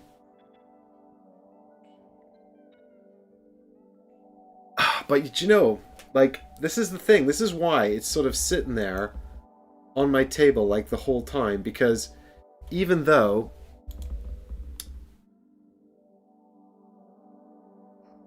oh good, Google Chrome has crashed.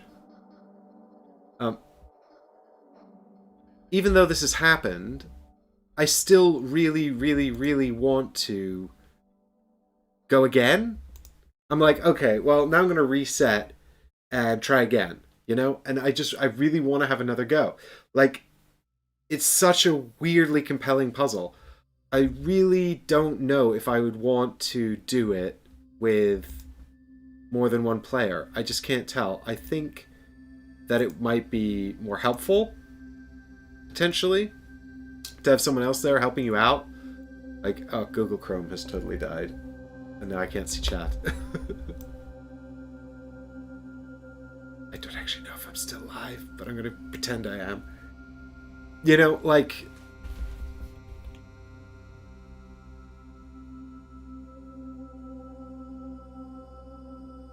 So... It's... So, I mean, it feels like... I mean, it feels really, really difficult. And it feels like almost a bit too difficult. Almost a little frustrating at times, you know? And I think that I would... I mean, to be fair, like, I am playing on the heroic difficulty, which is 4 out of 5 at the moment. Having said that,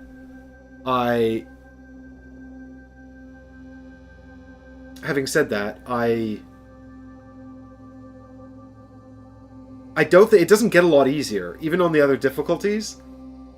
You know, it doesn't get like a whole lot easier. You know, on the lower difficulties, you get a bunch of hit points down here, so some trays can walk off. But like the lower difficulties aren't really going to help you deal with this problem here. Other than that, they'll give you like 2 or 3 more crystals to handle the... Well, to be fair, on the lower difficulties, you get these spells, which are basically just little tokens like this that do some stuff. So the spells just like are one-offs that you can flip a bit like... They look like hero tokens, but they're just here, and you flip them over, and then you can do, like, one thing, like a one-off thing. But they don't make it, like, so much easier that it doesn't... What I'm saying is, I guess that regardless of the 5 tiers of difficulty, like, Iron Challenge feels like a big step up, because that introduces things like your hero can only move 1 space at a time, which is ridiculous. That's the Iron Challenge for the first level, I think, the first scenario. But I don't know what the Iron Challenge is for this. I didn't even look at it. But... we could find out, actually, relatively easily. The Iron Challenge for this one is... Lilith always targets the highest level tower in range. Well, screw that noise. Jesus. So...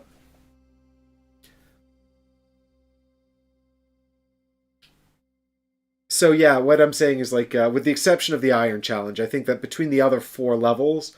Like, it's sort of incremental changes, which I think is kind of a shame, because I would like to see it sort of jump up way more. I actually think it would have been better on, like... I mean, I guess it's much over much having the towers cheaper or starting you with more gemstones, you know?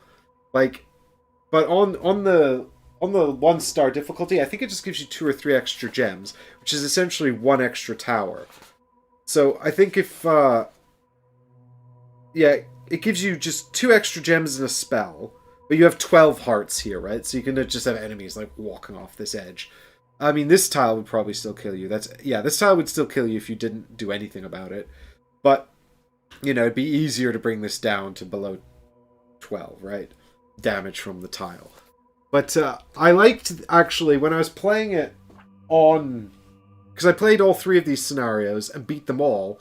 with the wrong cost for the towers, where I was paying 1 and 2 instead of 2 and 3, and actually that felt like a lot more doable, like not a lot more doable, that felt like a good challenge, right? But also there was, like with the second scenario, I just did it first try with that and I was playing on the 3-star difficulty rating, other than that incorrect costing. So, I don't know, I'd like to see maybe, like, the cost of the towers adjust with the difficulty, because, like I said, where it stands now, it feels like little incremental changes that don't feel like super, sort of... I'm like, if I'm going to have just a tiny subtle change in difficulty, I want to play on level 3 or 4 anyway, you know, because I don't want to make it a little bit easier, and then just feel like, okay, well, that's that, really. And I managed to beat, like I said, the first 2 scenarios on what is essentially heroic difficulty anyway. So I feel like I can't go back anyway. Just for a small change.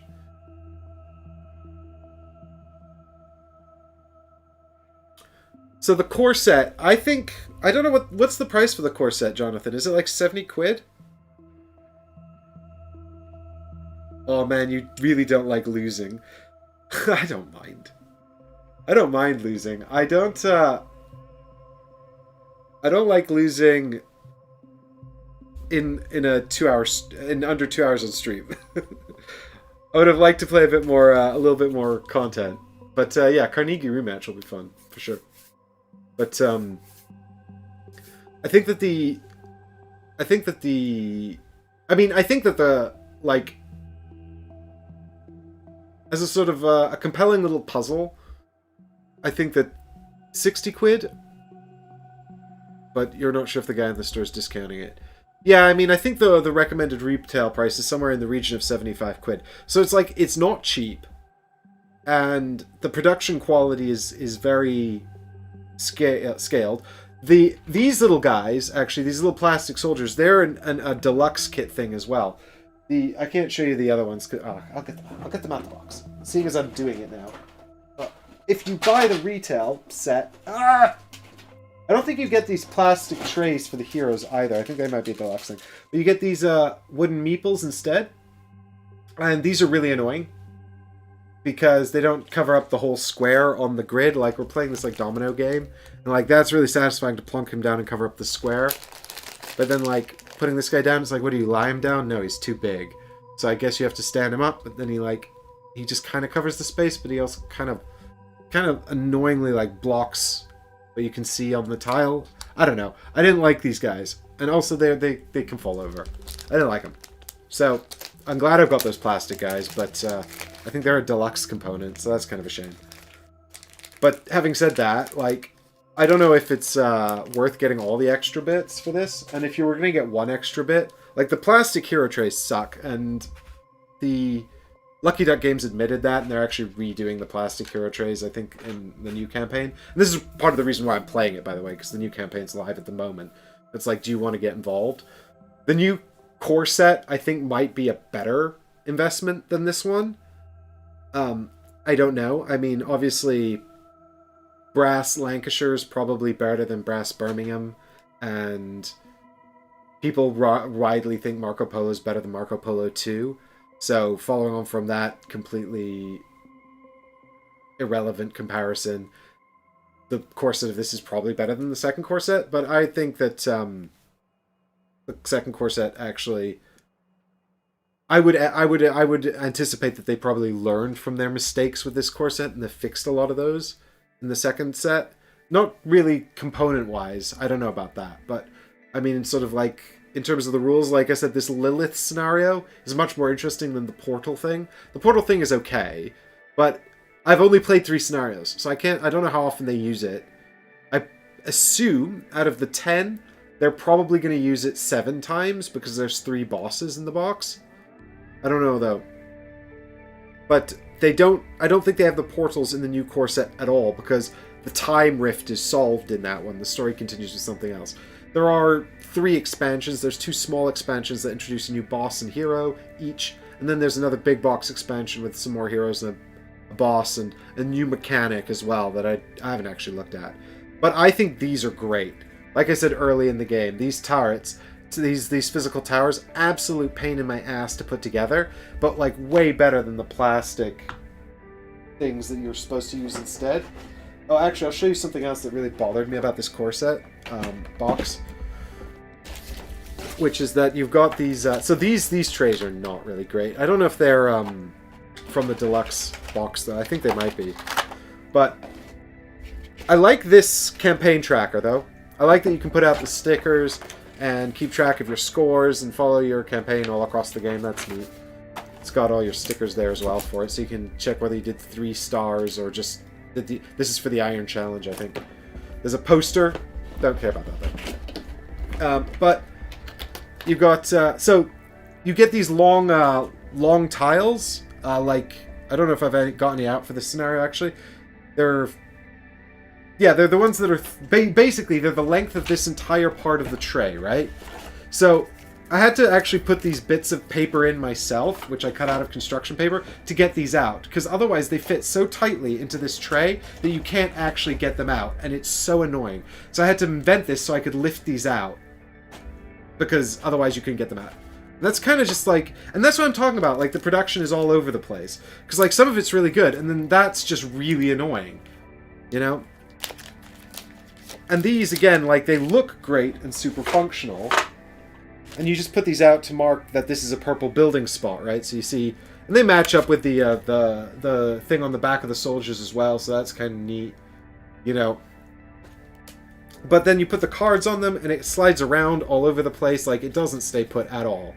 And then picking these cards up is kind of really annoying, and it slides off like that, and you're just like... So I think these, because they hold the cards in place as well, are like way better, especially if you're going to put one of these out, and then build a footman on it, and then build another card on it, and like it's just going to get so messy trying to get... Oh, God, forget about it. It's so annoying.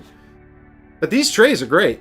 These trays are great, and the hole in the bottom, fantastic. And that's what I mean, like, it's like... I mean, you can't just tip it as well, so it's not super necessary, but still. Like, it's just a nice little extra quality of life thought that they put into that. And it's like, I'd rather actually these tiles were kind of like that too, right? Or with a hole in the bottom or something, I don't know. But then that probably would have made it, like, unprintably expensive, so...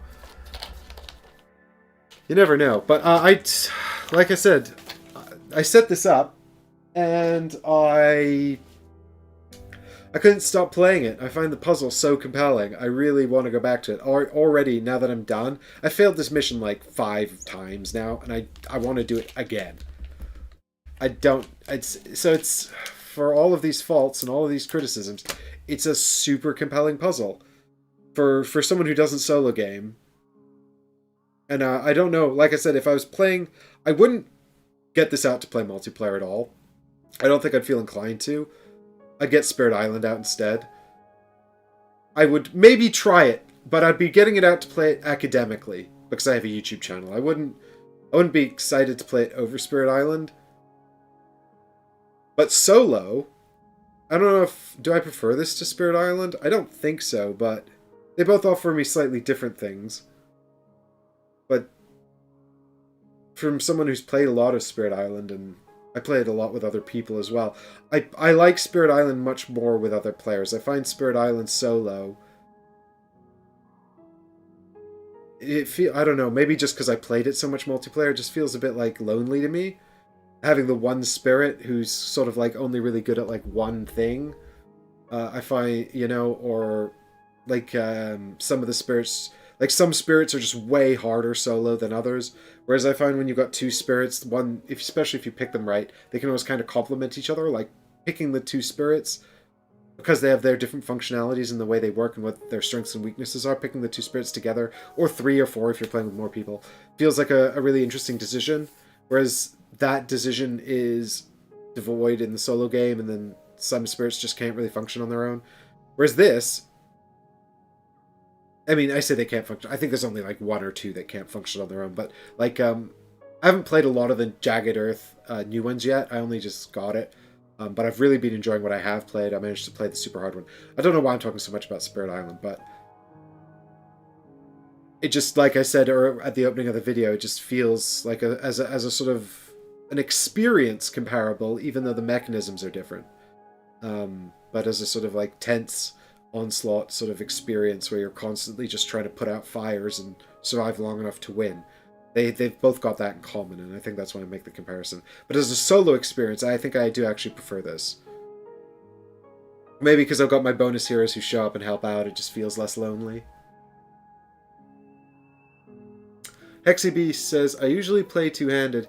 Spirit Island two-handed is fine. I think the cognitive load is really high.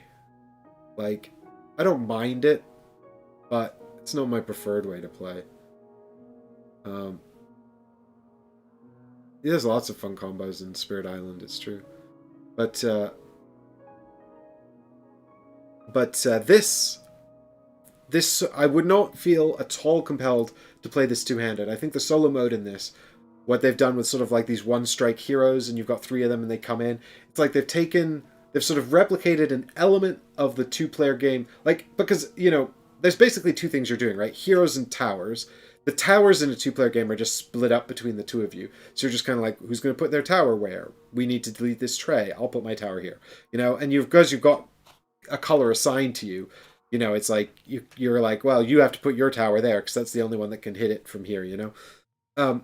So the tower, doing all the towers on your own is fine. And they actually managed to incorporate an interesting decision in making you choose one color of towers to get rid of, you know? So it's like they've taken what is static in the multiplayer game and made it an interesting decision in the solo game. And actually screwed me in this one, right? Like I would have, if I hadn't got rid of the purple towers, I actually could have continued here. So that's great. I love that. You know, I love that decision that I made was what screwed me up. Because I might have not done that and then I could have succeeded. So I can see a clear place where I've messed up, right? And I also like that they gave you these one-shot heroes, because again, they kind of simulate, because that's the other aspect of the game, right? Is the heroes, towers and heroes.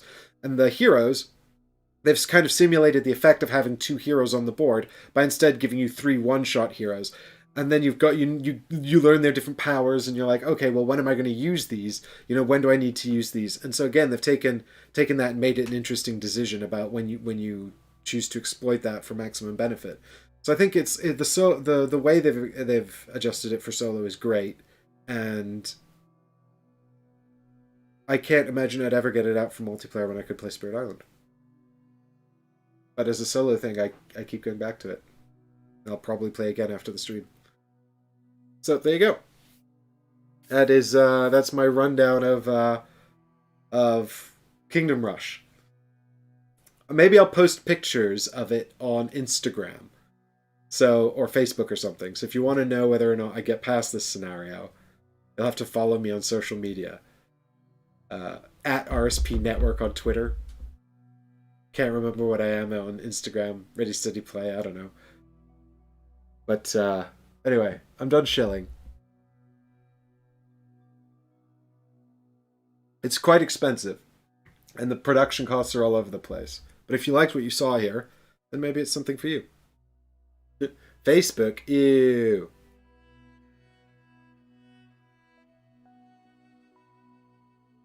Yeah. Well, you know what? If you don't like social media, and I'm not a big fan of social media, ask anyone and they'll tell you I don't do enough social media for my channel. I generally try to avoid it as much as possible. I have a 10-minute Facebook limit on my phone because otherwise, I waste way too much time on it. So, my phone just shuts it down for the day. It's like, no more for you. I'm like, thank God. How do they do this? So, the point is, you can always subscribe to the channel and turn off notifications if you want to know when I'm next going live. But, yeah, if you want to see more Kingdom Rush, then let me know in the comments down below. And, if you like the game, let me know. I would be interested in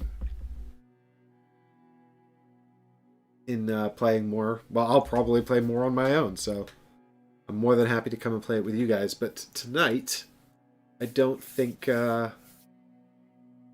do any more tonight, because that's it. I've got work in the morning.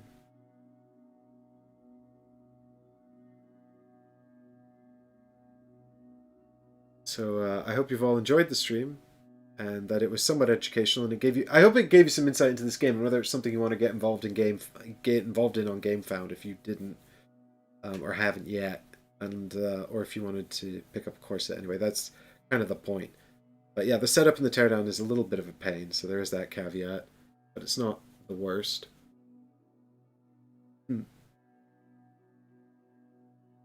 Good night, everybody, and thanks so much for joining me on this stream. And thanks, as always, thanks so much to the Patreons that support the channel and keep this kind of content as free and liberal as I want it to be. And have a wonderful, wonderful night and rest of your week. And I'll be back on Friday for more Resident Evil 3 with Michael. And Chris will be returning on Tuesday for Bloodborne. So there you go. Even though I'm terrible at advertising these things because I don't know what time we're starting any of that, but I do know that those are the plans, provided nothing goes wrong. And sometimes the real life gets in the way. But at the moment, thanks. Oh, hey Anthony, thanks for watching. And as always, I'll see all of you in the next stream. Eloise, thanks for joining again. Thanks so much. And I got my credits. Bye for now.